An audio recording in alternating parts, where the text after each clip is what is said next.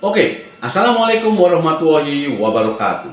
Berjumpa kembali bersama dosen senior. Kali ini saya akan berbagi tips dengan tema bagaimana menjadi pengusaha telur asin. Karena telur asin merupakan sumber kekayaan bagi pengusaha. Bisnis telur asin menjadi salah satu bisnis yang memiliki peminat yang sangat besar dan sangat potensial. Ya, lihat siapa saja mulai dari anak kecil, orang dewasa, orang tua, semua suka dengan telur asin ini. Ya, dan ini sangat potensial sekali. Usaha ini membutuhkan modal yang relatif kecil dan hasilnya sangat luar biasa besar. Nah, bagaimana cara memulainya? Ya, yang pertama adalah Anda mesti menyiapkan bahan bakunya. Bahan bakunya apa? Ya, bahan bakunya tentu adalah telur bebek. Tetapi yang paling penting adalah bagaimana mencari telur bebek yang bagus. Yang pertama adalah kita harus melihat cangkahnya itu harus halus, tidak retak, dan warnanya cerah. Itu poin yang pertama. Poin kedua adalah kalau telur itu ditenggelamkan dan dimasukkan dalam air, maka telur itu tenggelam, tidak mengambang. Ya. Kemudian yang ketiga, pada saat telur itu kita kocok, ya, tidak ada suara sama sekali. Dan yang keempat, kalau kita terawang, telur itu tidak gelap, artinya terlihat jelas antara warna putih dan warna kuning. Itu pertanda telur itu sangat bagus untuk digunakan menjadi telur asin. Itu tahap pertama, pemilihan produknya, pemilihan bahan bakunya. Yang kedua adalah proses pengasinan telur. Ya, gosok telur itu dengan air sehingga bersih. Kemudian setelah kita cuci dengan air, kita tiriskan sehingga kering, baru proses pengadonan. Ya, pengadonan menggunakan bahan baku bata merah, ya. Kemudian dicampur dengan air, kita aduk, kemudian kita lumuri dan kita tutupin telur itu sehingga tertutup penuh. Ya, lalu kita diamkan sampai 10 sampai dengan 15 hari.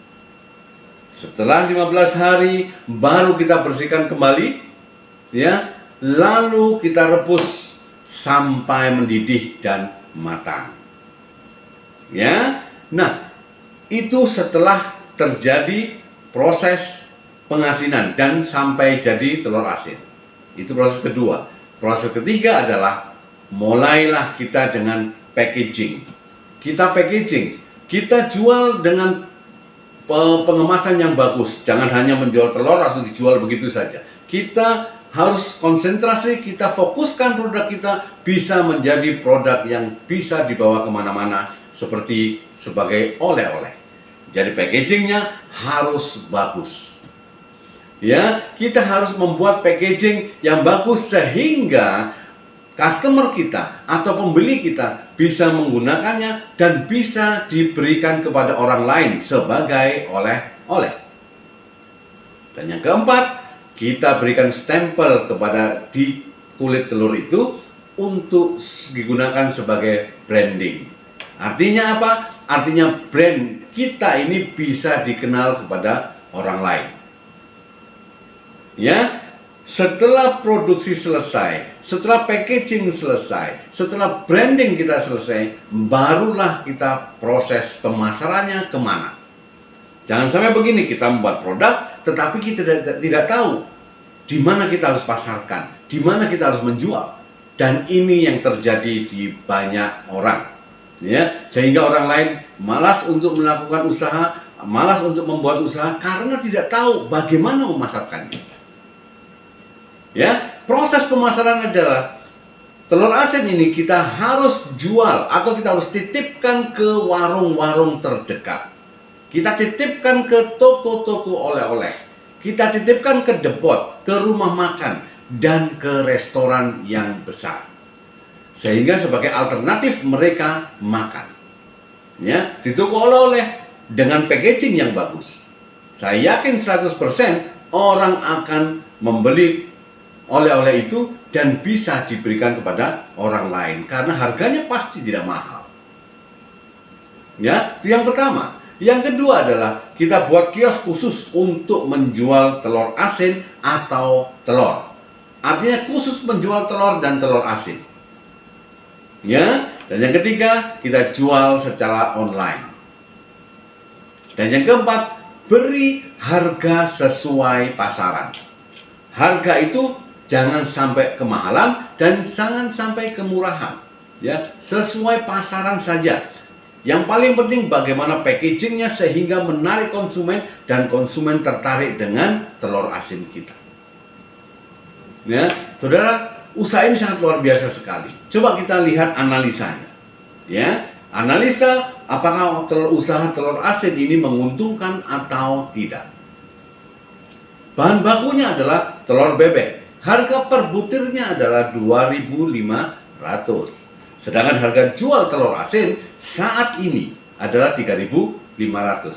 Jadi masih ada margin Rp1.000 per butirnya.